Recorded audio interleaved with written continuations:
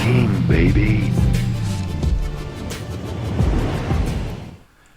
Hello, welcome back to A Boring Revolution, your number one news source for everything in regards to the Boring Company. Hope you're all well.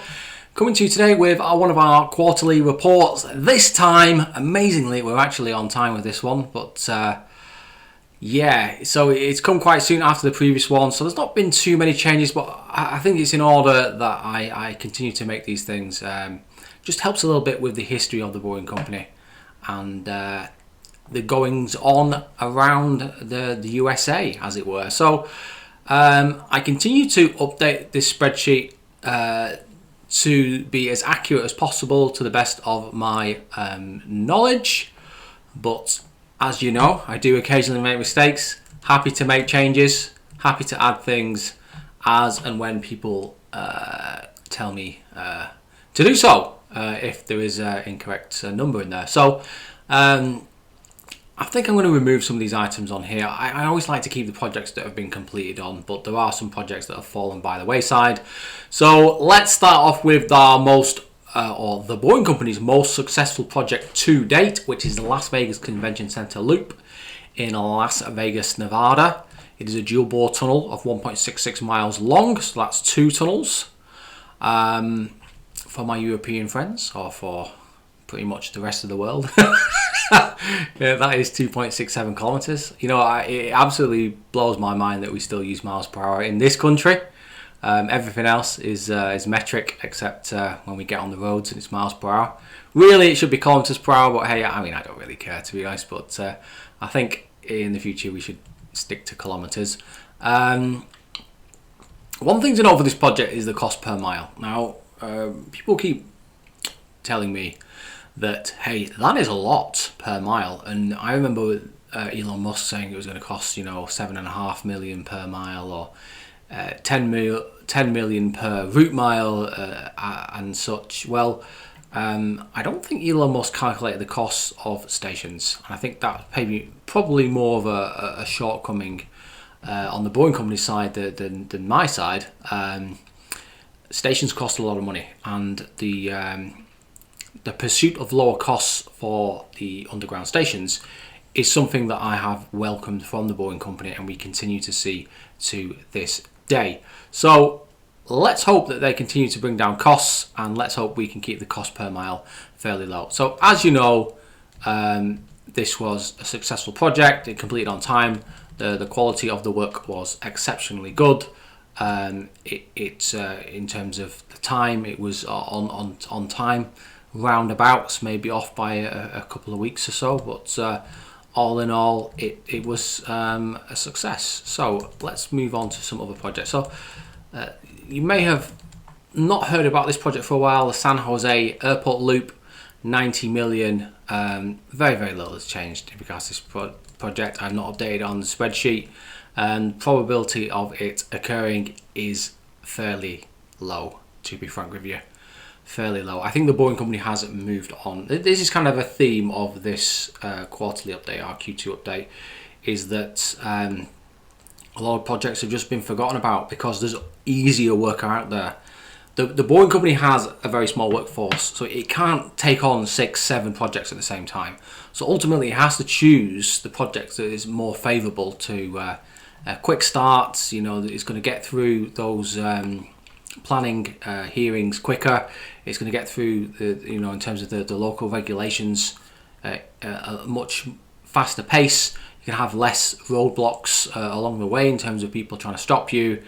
And San Jose Airport in California has just got all the hallmarks of a project that could go very badly wrong. And although the client is still interested in the project, I think the Boring Company has turned their sights to Florida, Texas and Nevada, and potentially maybe other locations, and that project has kind of fallen away. Hawthorne Test Tunnel, you may remember that was the first project the Boring Company completed, going basically over the SpaceX site there. That is where they did the 127 mile per hour run through the tunnel, and as you can see, the cost per mile is fairly low. The reason is that the majority of that cost, 90% of that cost, is actually boring the tunnel. So it's around 9 million per mile. The majority of that cost was boring the tunnel itself. There was some small costs incurred in regards to building reception shafts and launch pits, but all in all, that's 90% tunneling. That was built with Godot as well, which is now kind of defunct machine, obsolete machine. Should update that at 127 actually. Throughput potentially is fairly high. Let's go to a project that's probably going to be removed from this spreadsheet as and when I get around to doing the Q3 report. Is the dugout loop. I've heard very little about this. So if you remember, this was linking one of the local metro stations to the dugout actual ballpark in LA, so that would have been quite an interesting project. It would have served a good use case, and even with just a single bore tunnel, it would have been extremely useful because, as you can imagine, 95% of fans are moving in one direction at the start of the game and then moving in the other direction at the end of the game. So I think that would have been a useful project. I think that it's probably been permanently mothballed, but who knows. Would have been a fast runner as well, so that would have been interesting to see how potentially fast they could run that without getting in trouble with the regulators. You're looking at around 2,000 passengers per hour per direction, which is an important metric for a lot of people. It's 2,000 because there's only one tunnel, one station above ground, one underground. Probability of completion is 1.01%. Very difficult to say if there's going to be a start on that one. Maybe in the next 2 or 3 years, who knows. If we don't hear anything in the next 2 years, it's probably gone to the wall, as it were. Okay, so let's get on to the real kind of important bread and butter projects that the Boring Company needs to do. Let me just refresh myself. So, Resorts World. So this was the third project the Boring Company has completed since its inception. Important project, just over $10 million in cost, just under half a mile in length. This project will operate successfully. However, despite having a very good quality tunneling completed on that and finishing on budget, it unfortunately got stuck at one point due to some poor design work I'd say it's poor engineering on the Boring Company's part in terms of the spoil removal system, and ultimately that machine was stationary for a very, very long time, which kind of messed the project up. But it has been completed, and it's being used, and people are enjoying using it, and it seems that a lot of people are going to stay at the Resorts World Hotel just so they can get through to the convention centre in under 95 seconds, which is great. So if people are seeing that as a kind of a interesting spectacle, or maybe an actual really useful system that allows them to get to these various conferences because remember the LVCC hosts several dozen or a few dozen conferences every year, a lot of which are very, very important, and there are many, many people staying in those hotels that they come from all over the country, all over the world, just to attend these conferences. It makes a lot of sense if you can do 2 minutes in a Tesla rather than 10 to 15 minutes in an Uber, and it costs less. So all in all, that project has executed successfully, so that's great. However, the engineering issues with the machine also turned out to be very useful. So it's important that the Boring Company learns mistakes now rather than in the future on large projects. They currently have essentially 2, maybe 3 TBMs to my knowledge, and they need to make changes to those machines quickly and rapidly to get them up to the standard that we expect, which is well over 50-60 meters per day, well over that. And they learned some hard lessons on the first phase of Resorts World. Those lessons were translated into engineering changes for the machine, and the whole kind of means by which they execute the boring process. And I think that's showing out on Resorts World Phase 2, because Resorts World Phase 2 has started at an absolutely blistering pace. Now, I've become aware today, ironically, that they have built, or they are commencing the construction of a new reception shaft. Now, it's right next to Station 3. The big question is, are they going to stop the machine in that location, or are they going to let it continue and then excavate down to the tunnel, deconstruct some of that tunnel lining, and then build a ramp? That is the question. I don't have any plans for that stage. In fact, I do have a plan, but it doesn't show it going further than actual Station 3. So the question for me is why are they constantly removing the TBM and then recommissioning it at new locations? That for me doesn't make economic sense, and I hope that this is just essentially a one-off. In my opinion, they should continue that TBM's trajectory towards Resorts World, and if necessary, they could remove it at Resorts World and then redirect it in another path. But we will have to see. We'll have to see. At the moment, it looks like they might stop it and then conduct some maintenance work on it at the Las Vegas Convention Center near Station 3. But who knows? So what do we know about Phase 2? Essentially, it just slightly bigger than Phase 1. I think the cost per mile is going to be less. We don't actually know the actual cost of the project, but this is based on estimates that how much it costs per mile from the Boring Company and some of my internal estimates in terms of the actual launch and reception shafts. They are using porpoising, but they are using a shallow launch pit. I think that is the best way to go in terms of keeping costs down, improving speed, and reducing subsidence. We're looking at a vehicle speed of a maximum vehicle speed of around 65 miles per hour in this system, with an average speed of around 50 miles per hour. That's under construction. Throughput, I'm assuming with this throughput that they are combining the two, so we're getting 1,200 per hour. However, that might be slightly on the low side.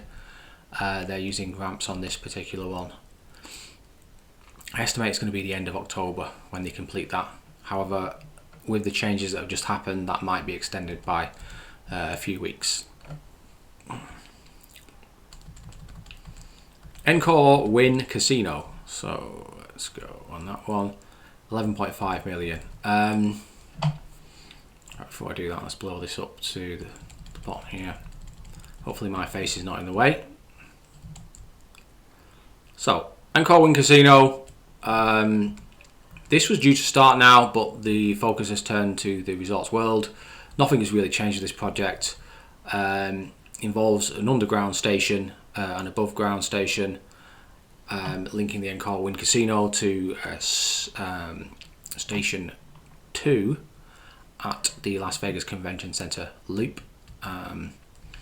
Again, nothing has changed since we last looked at that, so we're just going to leave it as such. Ontario Airport Loop, California, I regret to say, is gone. They're still building that project, but the Boring Company is not going to be part of that. Again, kind of a theme this quarter. Boring Company has decided, you know what, we're finding it a lot easier to get planning permission. We're getting a lot more support. We've got a lot less red tape in other cities and states. And California is just not cutting it at the moment, and we don't have enough people to do 7 projects at the same time. So unfortunately, that was cut from the roster, as it were. Good luck to the people that do that project. Hopefully they use a similar approach to the Boring Company, but who knows. Fremont Supply Tunnel, I still believe this is a great idea. It was discussed on another YouTube channel, I know. It's been spoken about a few times with Tesla higher level managers in terms of getting this going. It will basically involve a tunnel that connects up to a seat factory, and then that seat factory would possibly be expanded to encompass other manufactured goods, and then they would be shipped down to Fremont. Fremont is a bit of a logistics nightmare. I don't believe personally they're going to be able to get above 670,000 cars per annum from that facility. I believe that's the absolute maximum with the current kind of setup of Model S, Model X, Model Y and Model 3. There's potentially maybe an opportunity to move the Model S and Model X to a different facility and expand the capacity, but I just don't think they're going to do that. Not for a good 5 years or so.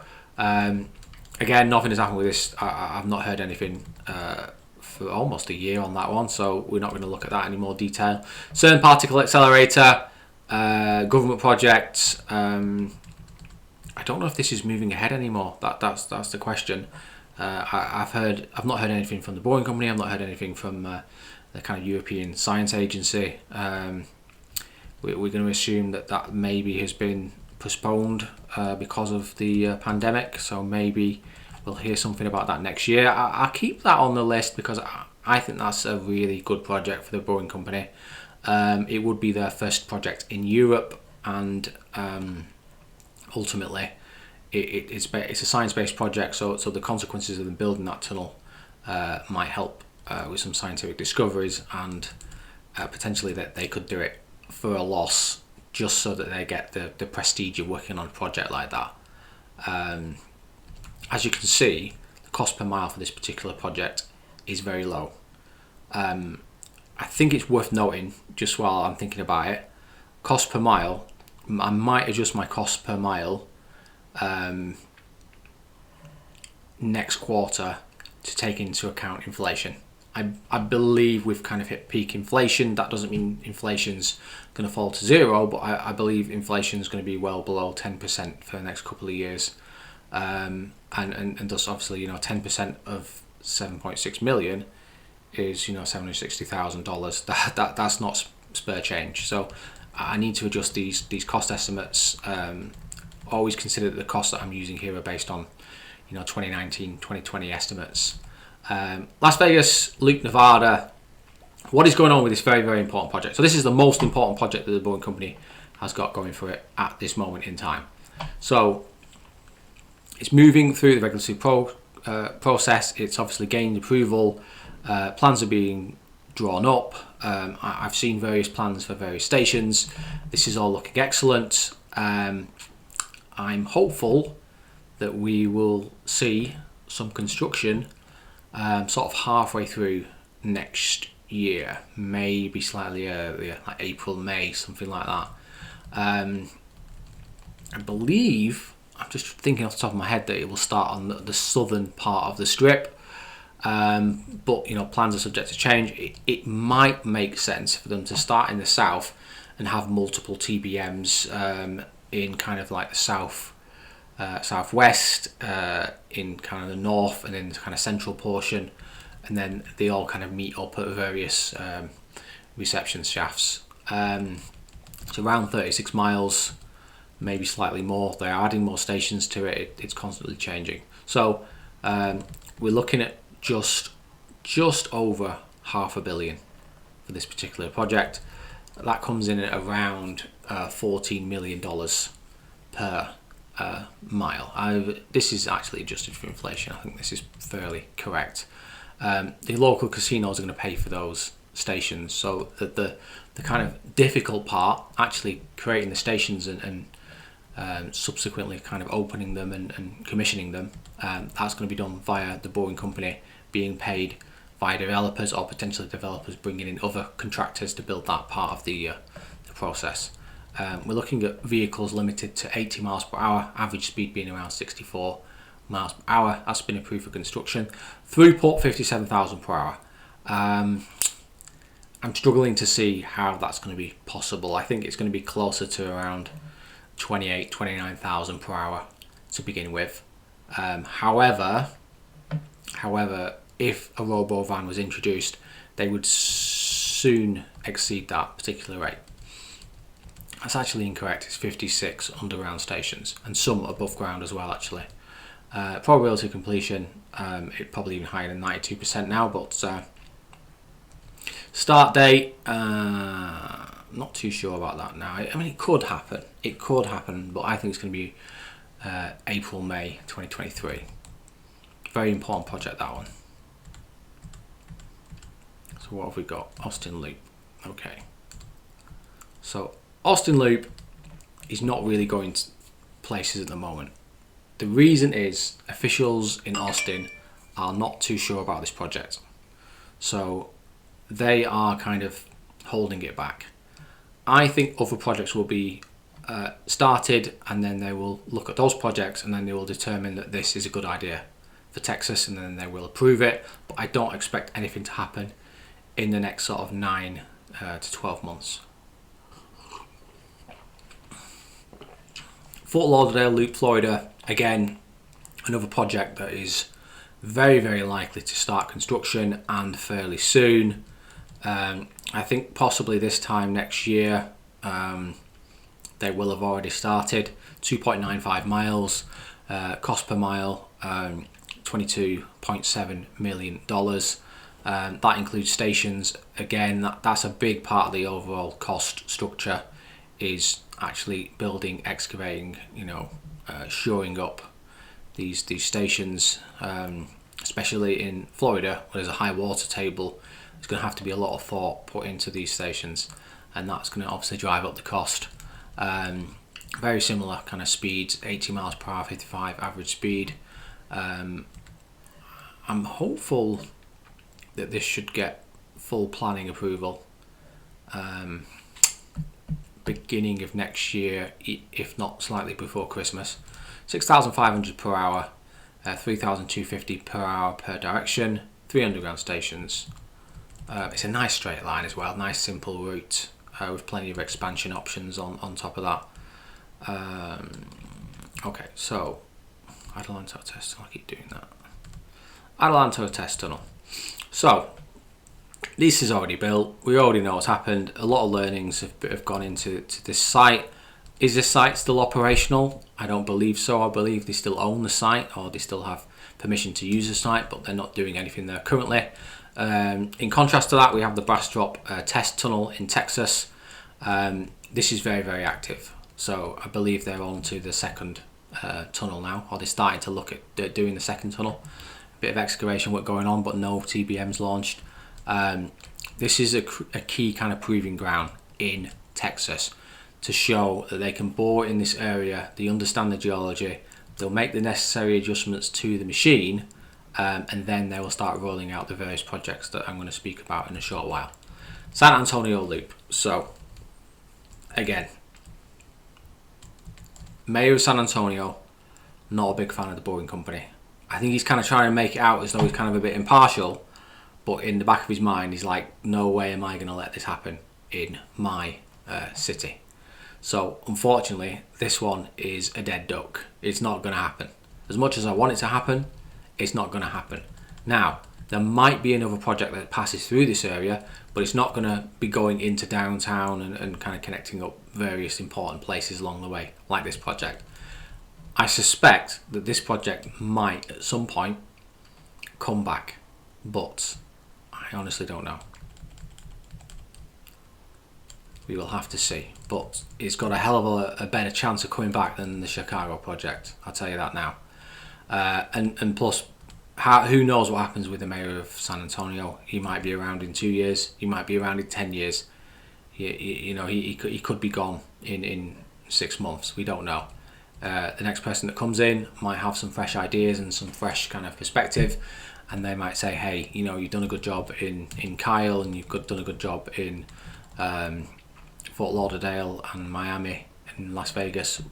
Will you consider building a project? I think what sometimes happens is the boring company proposes these massive projects, and it's not like they've built anything near that size, and it scares officials. It really does scare officials, because they're not in the business of making mistakes. When officials make mistakes, people point fingers, they get sacked, that's their political career over. Yeah? It's not like a footballer who gets multiple chances playing at multiple clubs. As if you're a politician and you fail, chances are your very short career is going to be outside of politics, because it's done. You're done and dusted.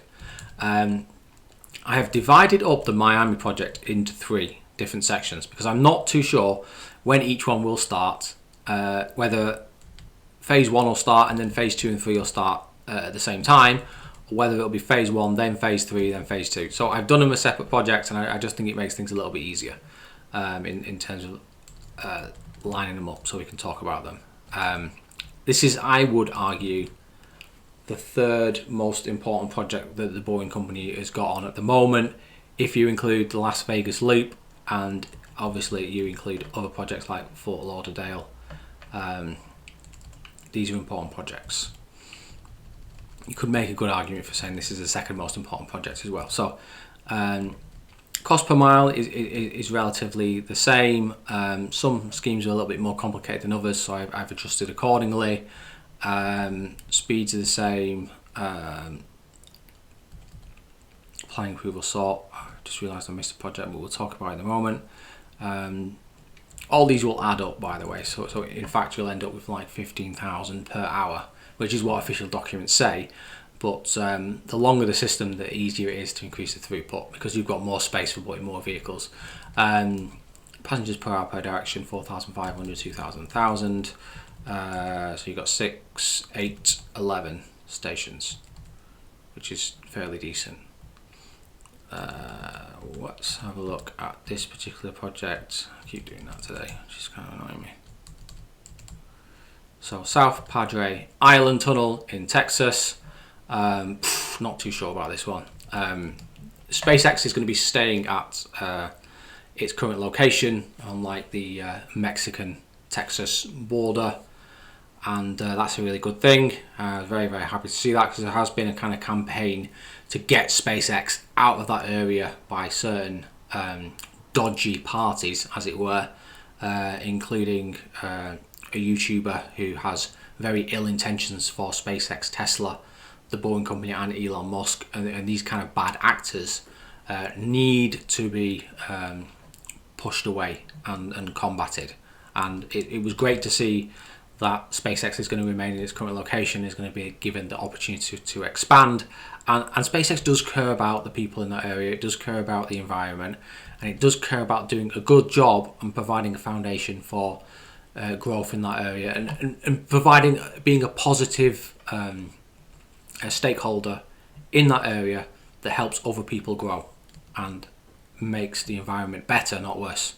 And I guarantee that's what the SpaceX is going to do in that area. So the idea of this project is that it will kind of connect 2 parts of this area that are separated by a river and kind of an estuary, and it would definitely be useful because people could access the beach.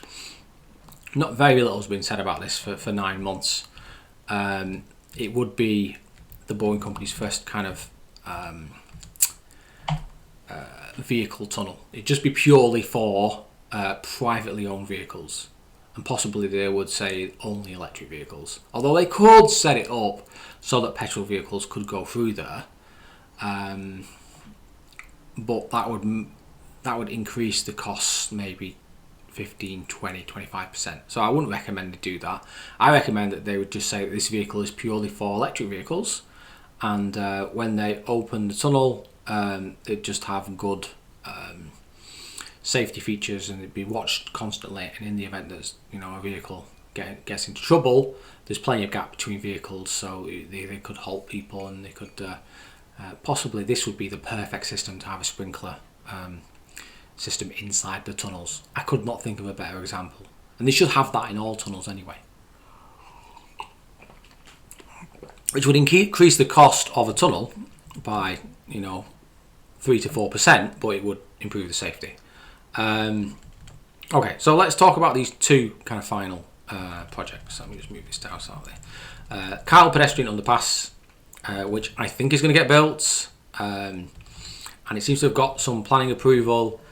Posted a video about this. Some strange guy turned up and said this was all, quite troublesome, and he was concerned that they were not looking at the geology and all this sort of thing. And then, like, about half an hour later, the actual geologist turned up and said, we've already looked at all these things. We already know what the substructure of the railway looks like in terms of the bed and how it was constructed, and there's no risks here. So in the end, he looked a bit silly, but it's important that we let people ask questions. Cost per mile on this one, by the way, is crackerjack, but the overall project value is only let's say 2.9 million, but the cost per mile is 32 million. But it makes perfect sense to have a safe crossing underneath the railway. It will actually save lives, and it will be useful to the developer who's developing land on the opposite side of the railway. I am hopeful that in the future we see more tunnels like this in this area, and the boring company I think what the boring company should do is they should say, look, we will build this tunnel and we will fund it for you. We will pay the 3 million. But you need to pay us back over the next 15 years, and you'll also pay an interest rate of 5.5%. That 5.5% probably won't cover inflation, at least for the next 5 or 6 years. Who knows what's going to happen with inflation? But I think it's in the boring company's interest to get practice building tunnels in this area and providing a quite interesting and safer use case. So hopefully that will happen. I'd say, let's see what I've put here, 85% probability of completion. I'm pretty confident on this one, because it's in the right area, and the boring company have got a lot of people in that area that they want, actually working, rather than digging test tunnels at Bastro. So that's all good. Final project for discussion. By the way, if I've missed any projects off here, or you think that I should add some projects, or you have a hypothetical project that you would like me to maybe discuss, drop it in the comments below, and I might consider adding it to this list, just because it's interesting for me to kind of plot out the numbers, and you guys enjoy kind of discussing it. So the I-35 commuter tunnel in Texas. So this is going from Austin to San Antonio, and then down to kind of southern Texas. It goes through Kyle as well. I think this is a great project. I think it makes a lot of sense, because this is one of the most congested routes in North America, and it's absolutely definitely the most congested route in Texas. So building this project is definitely worth the while. I think it should be funded via the boring company to some extent, and then they could take some kind of form of ownership of it. Maybe if they funded 51% of it, who knows, that would be quite interesting. So 78.19 miles. There's not great amount of information for this project, so I've done the cost per mile at around $12 million. The reason I don't know how or where they're going to build stations, how many stations exactly they intend to build, that could change. But if they were just going to go for ramps, for example, that could go to 10 million per mile. Vehicle speeds potentially and very easily could be around 100 miles per hour, if not slightly more. I don't think we're going to see systems with over 100 miles per hour for a good long while. I think that the boring company will kind of temper the regulators and keep the speed fairly low. I see people on the motorways here in England doing 115, 120 miles per hour almost every day. Yeah, because people know that they can get away with it, and ironically they know it's safe. Yeah, so if they've got a sports car with cruise control and a good set of tyres, it's very, very safe to do 120 miles per hour. But I think just to kind of temper kind of people's concerns, they will limit it to 100 miles per hour, and the average speed due to corners, due to maybe merging points, could be around 85 miles per hour. It's a conceptual design. No one's put it in for any kind of planning. You're looking at around 20,500 per hour. Obviously, if we had robo vans, we could get that much higher. That's my kind of estimate for that particular route. It could be a lot higher than that, actually. I think I've probably undercooked that one. I've put 5 underground stations, but again, it could be a few more than that. There's a few other towns in between San Antonio and Austin and Kyle, and I'm guessing that they're going to connect those up because they are areas that are growing fast in terms of housing and businesses. So it makes a lot of sense. It also makes a lot of sense for the boring company to buy land in these areas and then kind of speculate on it, because I believe that that will help them pay this, you know, 1 billion if they intend to fund some of it, or if not all of it. Probability of completion, because of what's going on with the mayor in San Antonio and also in Austin to an extent, I've put it at 28%. But again, things could change very, very rapidly on that one. I don't know the start date.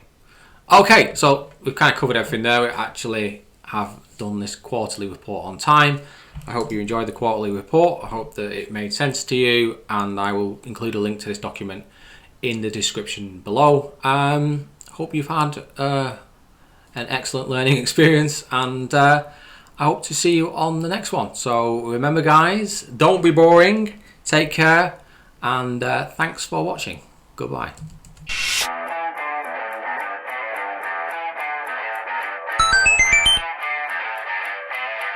Perfect.